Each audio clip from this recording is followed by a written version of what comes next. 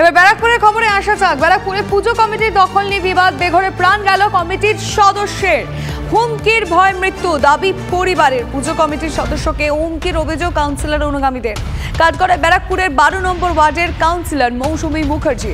Committee পছন্দ না হওয়ায় মিটিংয়ে দলবল নিয়ে চড়াও হন কাউন্সিলর। কমিটির সদস্যদের সঙ্গে কাউন্সিলর অনুগামীদের গোলমাল বাঁধে। আর ঠিক সেই সময় ক্লাবের পাশ দিয়ে যাচ্ছিলেন পার্থ চৌধুরী। পার্থকে খুনের হুমকি দেওয়া হয় বলে অভিযোগ।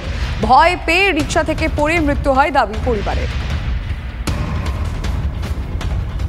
ক্লাবের সাথে যুক্ত ছিল, ক্লাবের ওই পাশ দিয়ে আসছিল কতগুলো মেয়ে, ওকে হুমকি দিয়েছিল। কি দিয়েছে হুমকি? বলছে সব নাটক করছে, ওর কিচ্ছু হয়নি, নাটক করছে, ওকে এখানে পুঁতে রাখবে। পার্থকে। কারা? ওরাই। কেন, কি করেছে পার্থ?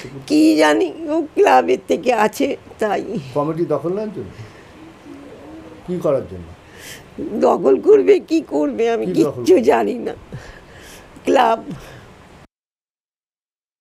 পুরো পরিবার চোখের জল কাঁদতে কাঁদতে শুকিয়ে গেছে প্রায়। পার্থ চৌধুরী নিজের ছেলে এইভাবে যে চলে যাবেন পরিবারের কেউ ভেবে উঠতে পারছেন না। শোকাচ্ছন্ন মার একটাই বক্তব্য, কেন এমন হলো, আর পার্থকে তারা ফিরে পাবে না। পুজো কমিটি নিয়ে প্রতিবারই পার্থ পুজোয় ইনভলভ থাকে সক্রিয়ভাবে। এবার কেন এমন হলো আর কেনই পার্থ চলে গেল, কোনো ভাষা নেই পুরো এই শোকাচ্ছন্ন পরিবারের। সামান্য পুজো কমিটির দখল কার হাতে থাকবে তাই নিয়ে যে এত বড় ঘটনা ঘটতে পারে, তাদের ছেলে চলে যেতে পারে স্বপ্নেও ভাবেনি। ব্যারাকপুর থেকে বিশ্বজিৎদের সঙ্গে অনন্ত চট্টোপাধ্যায়, TV9 বাংলা।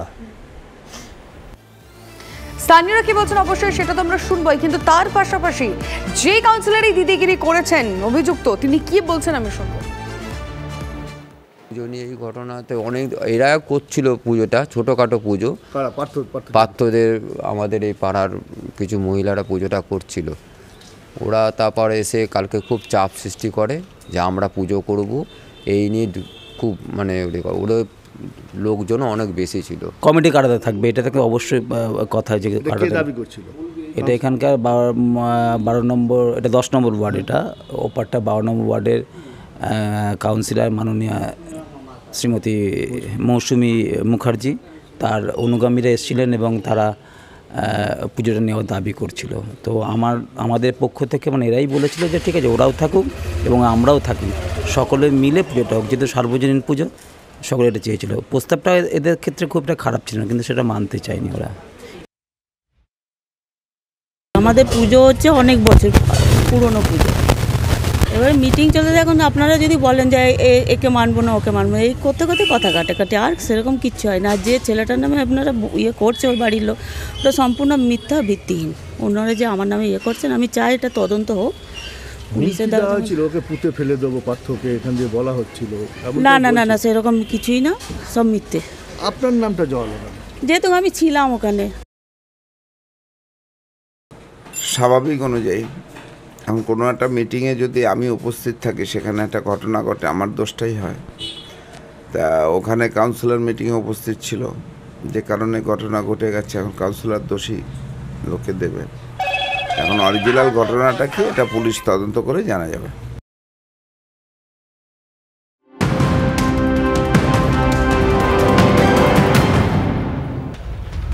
আর এই মুহূর্তে ভাঙড়ের খবরে নজর রাখতে হচ্ছে। ভাঙড়ের চোর সন্দেহে পিটিয়ে মারার অভিযোগে গ্রেফতার হলো দুজন।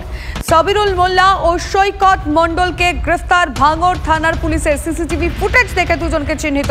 আমি আরো জানবো এই বিষয়ে, সত্যজিৎ আমাদের প্রতিনিধি রয়েছে। সত্যজিৎ, তাহলে সেই সিসিটিভি অবশেষে কাজে লাগলো?